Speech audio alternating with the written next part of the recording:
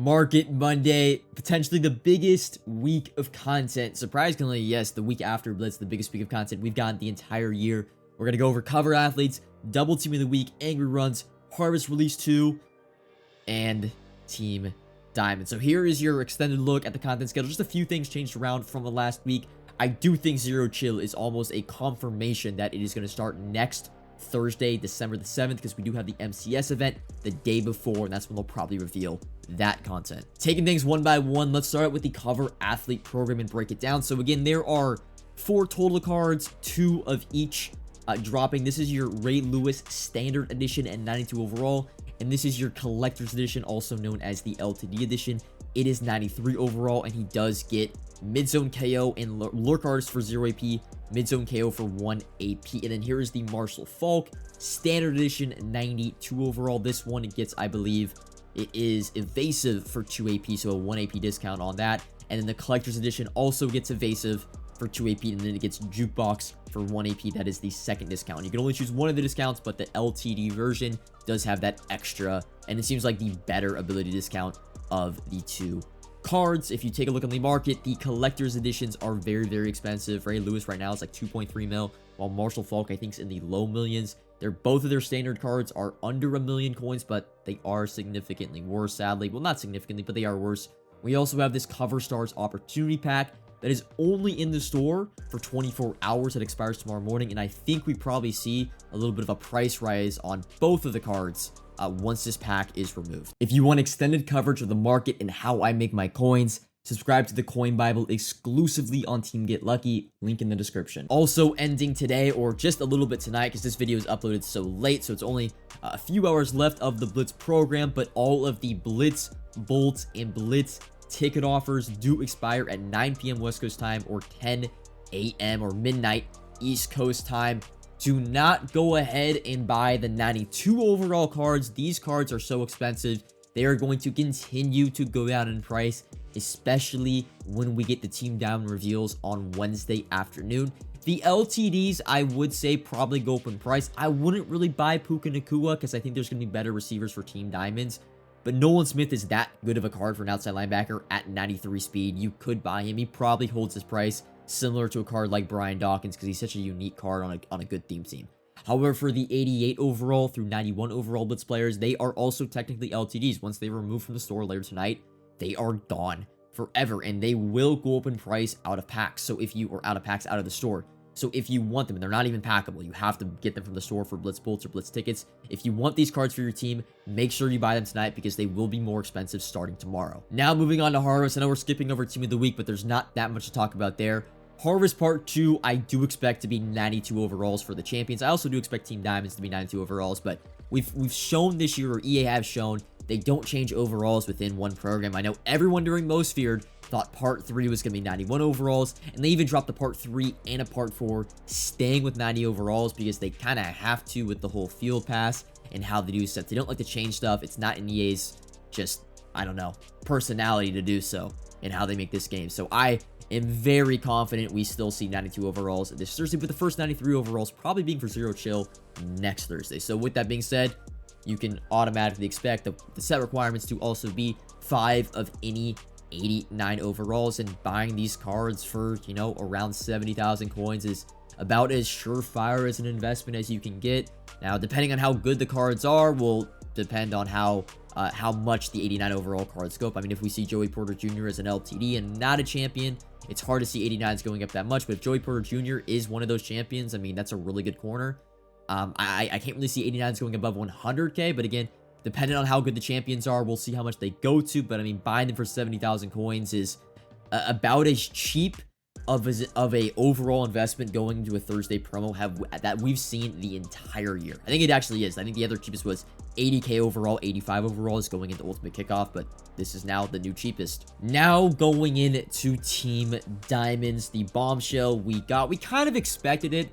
I had not intel, but like just the Good Morning Madden vibes from last week kind of gave off that we were getting Team Diamonds this week. So I've been, you know, on stream, you guys have noticed that we've been preparing kind of all weekend for Team Diamonds. But here are the last 4 Team Diamond sets.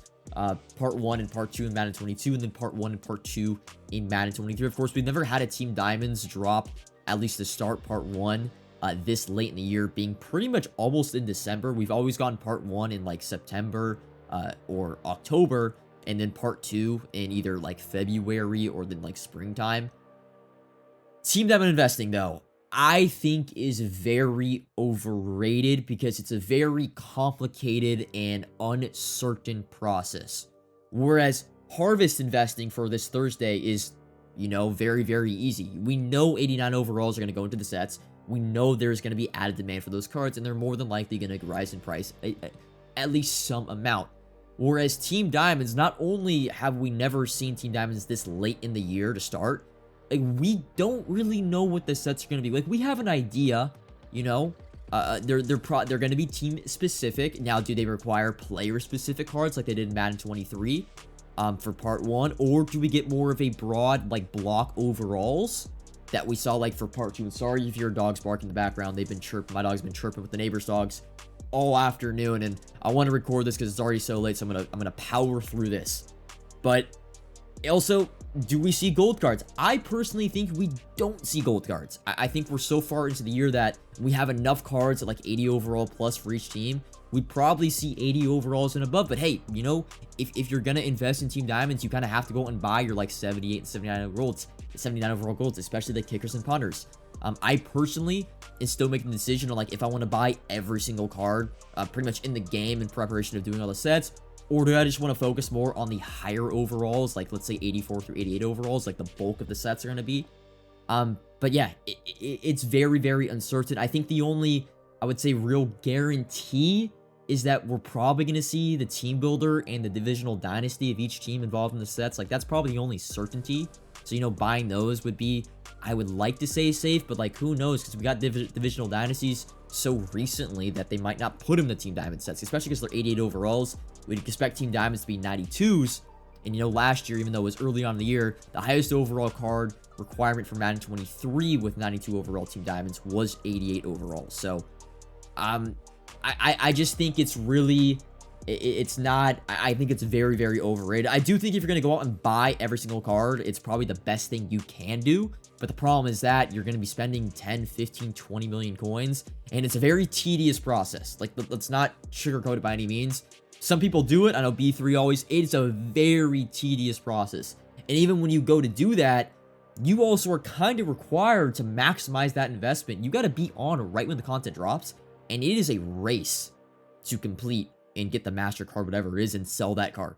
Like, I did it in Madden 22, and I was like, it was 10 hours straight of sets. I had to take like a 2-day break. Like, I didn't even want to touch my console after I finished the Team Diamond sets in Madden 22. Who was that for? Dan Marino. Like, it was a pain in the ass. Mentally draining, mentally taxing. So, you know, if you're up for it, if you like that style of content, you like menu grinding, then go for it. You will 100% make coins.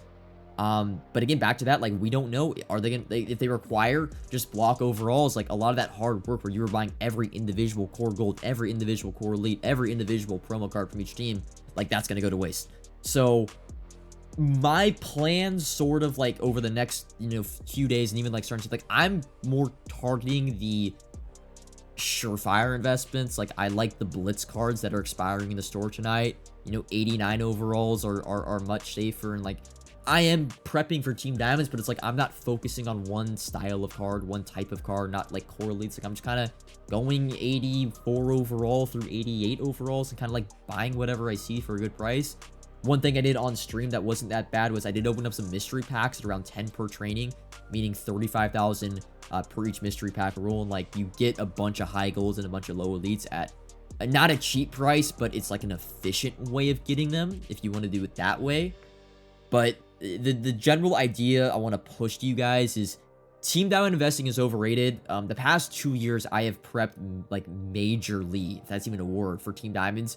And both of the times, it hasn't been, it's a failure. I made coins, but I didn't make like that much. Like, it was a lot of work for a little bit of profit. And I mean, like, it's still a good profit, but it was a lot of work, is what I'm trying to say.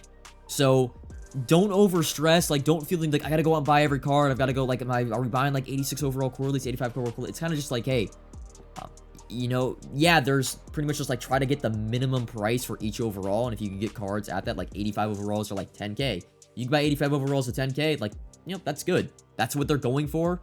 They're not going to move from that. So it's a pretty safe. You're not going to lose if they aren't involved. But, you know, there's nothing really specific that I'm prepping for Team Diamonds. I'm more focused on Blitz and I'm more focused on the Harvest promo, I would honestly say. Like maybe, honestly, there's probably a better chance that when they show the sets Wednesday night, if there's a value in there, I might be buying the cards after they show the sets.